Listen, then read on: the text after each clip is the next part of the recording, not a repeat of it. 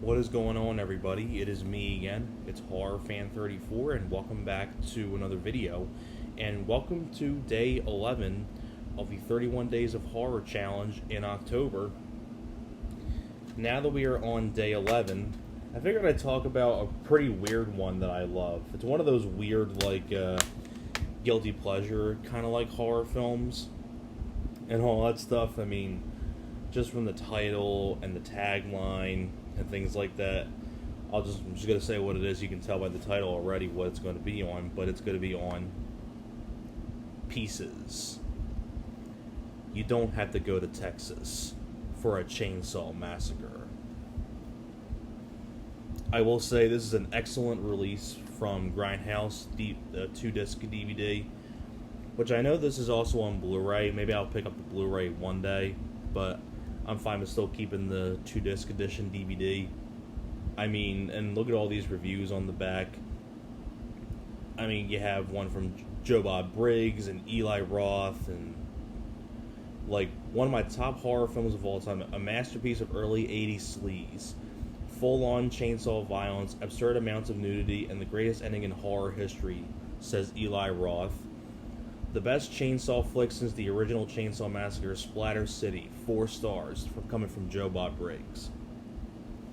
I mean, this film, it's one of those films that you already know what you're getting into, just like from the cover, the tagline, things like that. I mean, the basic idea is that there's a killer going around killing people, or killing women, I guess you would say. And, I mean, in the first few minutes of the movie, you already know what you're getting into. Like, where this kid is putting together this jigsaw puzzle, and it's a naked lady. And the mom gets pissed off at him because of that, because he's really young, and she takes the puzzle away. The little kid gets pissed at his mother.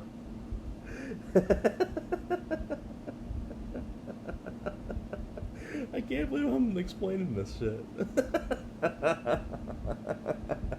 So the little kid axes his mom to pieces because she took his nudie puzzle.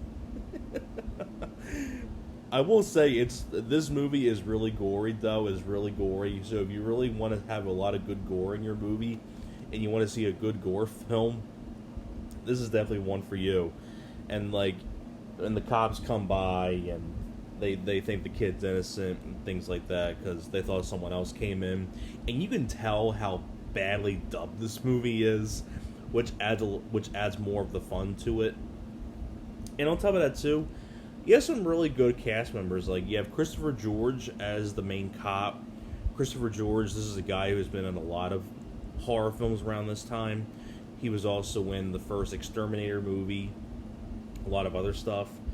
You also have a cast member right here, Paul Smith, who was Bluto in the Popeye movie with Robin Williams, has a role in this. I mean, the killer in this, I tell you, the killer with the chainsaw, in a way, it's like if The Shadow, like the comic book movie The Shadow, was a serial killer with a chainsaw. It's like if Leatherface had a different identity and he was the Shadow. That's what it looks like right there. I mean, there are certain scenes in this that just, like, you look and go, what? And kind of makes you laugh. Like, there's literally a point where one of the actors, I think it's Linda George or something like that, she's one of the undercover cops, and this kung fu guy just comes out of nowhere and starts doing martial arts. And then this person comes by and says, oh, well, this is my kung fu teacher, and things like that. So it's like just a random kung fu scene in there that just for no reason, just because. I mean, you even get that scene on the back, what I was talking about, where the kid axes his mom to pieces because he took away the nudie puzzle. And things like that. And you have other scenes as well. Like, there's literally a part where a woman, there's a woman, sees, this shadow, with the chainsaw, doesn't think anything of it, and it gets her head cut off, and it's really gory, and things like that. And there's even a point in the movie too where this woman goes into this elevator, and the killer, the shadow-looking killer, walks into the elevator with her with the chainsaw in his hand. And she thinks this is totally normal. She doesn't think anything of this at all. Just saying that. She doesn't think any about this at all. He starts revving up the chainsaw, and her only response is, "What are you doing?" And she gets her arm cut off, and when they find her body later, she's been hacked to pieces. And basically this killer is killing people, killing women, and taking each of their body parts to make a nudist puzzle.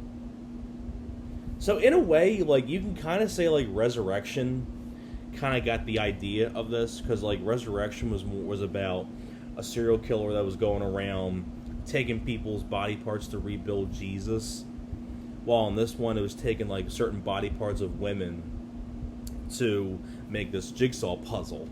So I wonder if Resurrection had a little bit of an inspiration from this movie. I would not be surprised. But if you really want a fun 80s, sleazy horror film with lots of gore and lots of nudity, lots of violence, and you got some some questionable acting, but it's really funny at the same time, I would highly recommend you check out Pieces. If you are a big, 80s horror fan, big fan of 80s movies, and really a big fan of, So Bad It's Good kind of, movies, or slashers, or things or you just really want to see an out there horror film, then I would highly recommend you check this out. Now, I know the director of this is no longer with us anymore. I don't remember his name off the top of my head, but I think he was the same guy that also directed Slugs, which is another really fun out there creature gory horror movie that I like. But I'd probably say this is my favorite film that the guy directed. And it was cool to see people in here like Christopher George and Paul Smith and things like that. And also I forgot to mention too, the Kung Fu guy is Bruce Lee, and that was a guy who was in I think he was in Bruce Lee the Superhero, if anybody remembers that movie back in the day. That's Bruce Lee. He plays the Kung Fu guy in this.